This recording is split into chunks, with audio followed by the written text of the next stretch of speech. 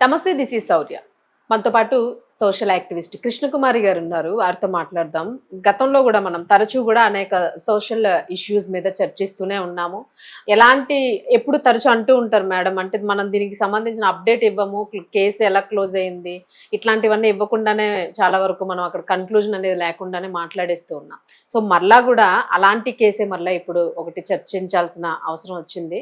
ఒక తల్లి ఇద్దరు పిల్లల్ని నిర్దాక్షిణ్యంగా వాళ్ళని చంపేసి ఆమె కూడా ఆత్మహత్య చేసుకుంది. దానికి గల కారణాలు ఏంటి, ఈ కేసు అసలు ఇప్పుడు ఎలాంటి పరిస్థితుల్లో ఉంది, నెక్స్ట్ అసలు ఎలాంటివి జరగకుండా ఏం చేయాలి, సో మరలా దీని గురించి చర్చ మొదలైంది. నమస్తే మ్యామ్. నమస్తే మ్యామ్, ఏమంటారు మీరు? అంటే మరలా ఆ మదర్ అసలు అంటే ఆడవాళ్ళలోని ధైర్యాన్ని ఎలా నింపాలి, ఎవరు నింపాలి, ఎలా నింపితే వస్తుంది? ఇది ఇప్పుడు విధితో పోరాటం చేస్తూ ఈ జీవితాలను నిలబెట్టుకోవాలని, ఈ పిల్లల మీద ఆశ చావక, ప్రేమ చావక చాలామంది మహిళలు జీవోత్సవాలాగా బతుకుతూ ఉంటారు. కొంతమంది మరి అసలు ఎందుకు ఇంత బాధ్యత లేని వాళ్ళు పెళ్ళిళ్ళు ఎందుకు చేసుకుంటారో అర్థం కాదు. ఒక అతను ఇలాగే, అతనికి పెళ్ళయింది, ఇద్దరు పిల్లలు. అతను ఏ రోజు కూడా భార్య పట్ల బాధ్యతగా కానీ, జీవితం పట్ల బాధ్యతగా కానీ వ్యవహరించాల. అతను ఒక డ్రైవర్గా పనిచేశాడు, లేకపోతే ఇంకో పని చేస్తాడు, ఏవేవో చేసేవాడు.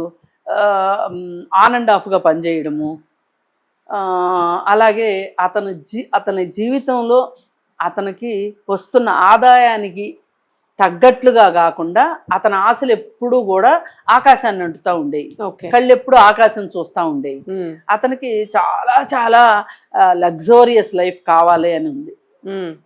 బాగా జల్సా కోరిక బాగా ఉంది, కోరికలు బాగా ఉన్నాయి, కానీ దానికోసం కృషి చేసేది లేదు. ఇప్పుడు ఒక డ్రైవర్ ఎంత కృషి చేస్తే మట్టుకు వస్తాయండి? డ్రైవర్ అంటే ఒకవేళ 25,000 వస్తాయి, బాగా వస్తే 25,000 వస్తాయి. సరే, ఇంకేదో పని చేస్తే ఇంకో 10,000 వచ్చినాయి అనుకుందాం. కానీ నీకు 35,000లో నువ్వు జల్సా పురుషుడిగా తిరగతాను, 2 ఫ్యామిలీలు మెయింటైన్ చేస్తానంటే ఎట్లా కుదురుతుంది? అయితే ఇతనికి ఏం ఆశ పుట్టిందంటే, వాళ్ళ చుట్టాల అమ్మాయి ఒక అమ్మాయి, డాక్టర్ అమ్మాయి ఒక అమ్మాయి వరంగల్లో ఉందంట. అయితే వీడేం చేస్తుండేవాడు, ఈ కార్లు రెంట్కి తీసుకొని ఆమె దగ్గరికి వెళ్ళేవాడు, ఆ డాక్టర్ దగ్గరికి. ఏవి లగ్జరీ కార్స్ లాంటివి, కారు రెంట్కి తీసుకొని వెళ్ళేవాడు. వెళ్ళి ఆ కారు తందే అని చెప్పేవాడు. అదే. అయితే దానికి సంబంధించి మరి ఆ అమ్మాయి పేపర్లు ఎందుకు అడిగిందో నకిలీ పేపర్లు కూడా సృష్టించి అమ్మాయికి చూపించి అమ్మాయిని అయితే పెళ్లి చేసుకున్నాడు.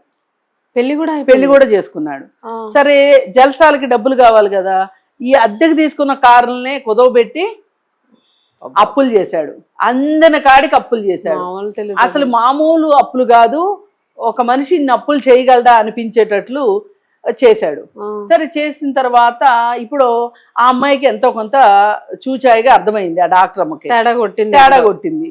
సరే, ఈ పోని అయిందేదో అయిపోయింది, ఇంకా నాకు బుద్ధి వచ్చింది, నేను జీవితంలో తప్పులు తెలుసుకున్నాను, నీతో కలిసి బతుకుతానని మొదటి భార్యతో అంటున్నాడా? అది లేదు. ఇంటికి రావటము, తన కోపము, తన కసి అంతా, తన చేతగాంతనము వీళ్ళ మీద చూపించటము. సరే, ఈలోపు మరి ఈమెని ఇతను పోషించట్లేదు కదా, భర్తగా ఏం పోషించట్లేదు కదా, అందుకని ఏమేం చేస్తుంది అంటే ఈ పిల్లలతోటి ఉంటూ ఓ చిన్న కర్రీ పాయింట్ పెట్టుకొని ఫ్యామిలీని పోషించుకుంటుంది. అమ్మాయి కాళ్ళ మీద అమ్మాయి నిలబడి ఏదన్నా సహాయం కావాలంటే వాళ్ళ వాళ్ళని అడిగి అమ్మాయి ఏదో కష్టాలు పడి నడుపుకుంటుంది. మరి ఏమైందో ఏమో గాని నిన్ను చంపేస్తాను, నీ పిల్లల్ని చంపేస్తాను అని చెప్పి అతను బాగా బెదిరిస్తున్నాడు అని చెప్పి వాళ్ళ అన్నయ్యకి ఒక వీడియో కాల్ చేసి ఈ పిల్లలిద్దరిని గొంతు నిలిపి చంపేసి ఆమె ఉరి వేసుకుని చనిపోయింది. అసలు ఇప్పుడు అసలు ఈ ముగ్గురిని చూసిన తర్వాత, ఈ 3 శవాలని చూసిన తర్వాత, సరే వాళ్ళు ఊరు తీసుకుపోయారు. వాళ్ళు ఊరు తీసుకుపోయి అదేదో తండ అక్కడికి తీసుకెళ్ళి మేము ఇక్కడే పాత పెడతాం వీళ్ళని అని చెప్పి ధర్నా చేయటం మొదలెట్టారు. ఎవరు? అమ్మాయి కుటుంబ సభ్యులు ధర్నా చేయటం మొదలెట్టి అత్తగాడు ఊరు తీసుకెళ్లారు. అమ్మాయి అత్తగారు సొంతూరు తీసుకెళ్లారు. ఈ అమ్మాయి పుట్టింటి వాళ్ళు, వీళ్ళ బ్రదర్స్, వీళ్ళు అందరూ కలిసి తీసుకుని వెళ్ళి ఆ ఇంటి అంటే పోలీసులు వచ్చారు.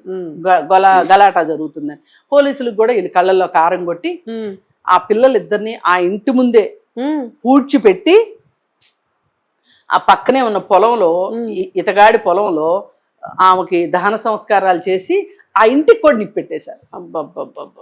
అంటే వాళ్ళ అసలు ఆగ్రహ జ్వాలని చరిత్రలో లేదు మేడం ఇలాంటి కథ, ఇది ఒక కొత్త కథ మరలా. అంటే వాళ్ళు ఎంత బాధపడ్డారో అదే కదా. ఆలోచించండి.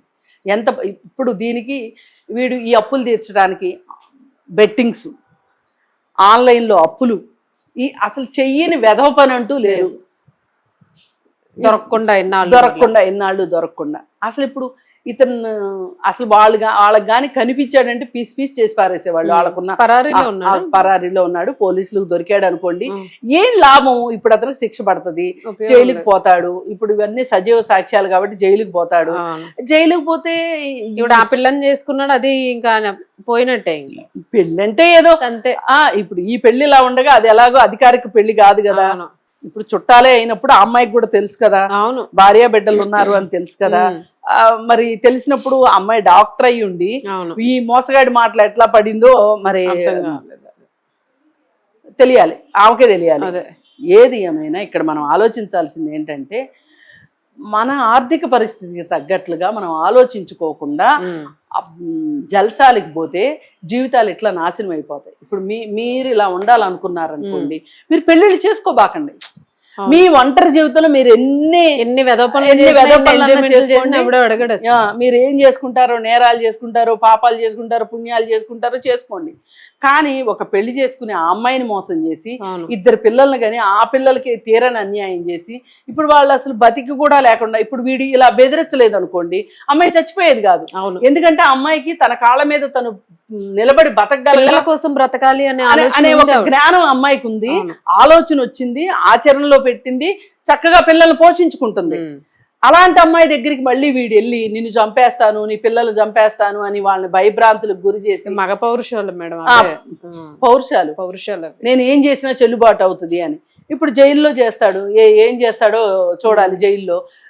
ఏది ఏమైనప్పటికీ ఇంత విషాదాంతం అవటం అనేది ఇప్పుడు ఆ తల్లిదండ్రులకి ఎంత కడుపుకోత, ఎంత కష్టపడి అమ్మాయిని ఎంతో కొంత చిన్న పిల్లలు చదివించుంటారు, పెళ్లి చేసి ఉంటారు, మళ్ళీ పెళ్లిలో బోలెడు మర్యాదలు చేస్తారు, అన్ని చేసి ఆ పిల్లల్ని ఎంతో కొంత చూసే ఉంటారు. అసలు ఈ అమ్మాయి ఇలా చచ్చిపోకుండా పిల్లల్ని వదిలేసి పోయి లేదు అసలు ఆ ఊరు వెళ్ళిపోయి వాళ్ళ పుట్టింట్లో ఉన్నా తీసుకుని వెళ్ళిపోయినా సరిపోయి ఆ ఇంట్లోనే ఉండి, ఇప్పుడు ఏ ఇల్లు అయితే తగలబెట్టారో ఆ ఇంట్లోనే ఉండి ఉన్నా ఎలా ఉండేదో. ఇప్పుడు మనం పక్కన కూర్చున్న వాళ్ళం ఎన్నైనా చెప్తాం, అసలు భరించే వాళ్ళకి కదా తెలిసేది. అప్పుడు మైండ్ ఎట్లా పని వాళ్ళకి. మరి ఇతను నిజంగానే ఏం చంపేస్తాడు, అంతకుముందు కూడా బాగా కొట్టేవాడంట, మరి ఏం చేస్తాడు, అసలు ఏంటి నా జీవితం అంతా ఇంతేనా, అసలు వీడు బతికుంటే నా జీవితం ఇలాగే ఉంటది, ఎప్పటికైనా నాకు రక్షణ లేదు అనే ఒక నిరుత్సాహానికి అమ్మాయి వెళ్ళిపోయింది, ఆశ అంతా కోల్పోయింది, అందుకే ఆత్మహత్య చేసుకుంది. పాపం మేడం, నిజంగా అసలు ఎన్ని దారుణాలు జరుగుతున్నాయో. అసలు పోనీ చదువుకున్న వాళ్ళు అనుకోండి, నేనేం చెప్తాను జనరల్ గా కౌన్సిలింగ్కి వెళ్ళండి ఏవో చెప్తాం. వీళ్ళకి కౌన్సిలింగ్ అంటే ఏం అర్థం అవుతుంది, ఏం అర్థం కాదు.